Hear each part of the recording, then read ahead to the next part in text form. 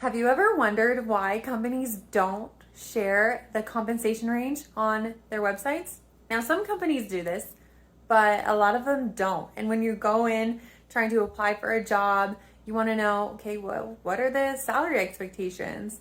And there's two reasons why companies don't share this information on the open web with any job posting.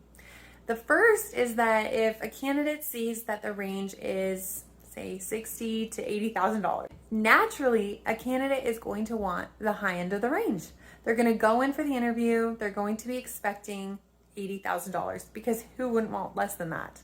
Where a lot of the times, the companies will save that top end of the range for candidates that are exceptional. Now, the second reason is to kind of protect their own employees with their own privacy. They don't want just anybody knowing how much their employees make, yada yada. So those are two reasons. There's actually a bit more additional reasons as to why, but from an HR professional and senior recruiter, these are the reasons that a lot of the companies don't post.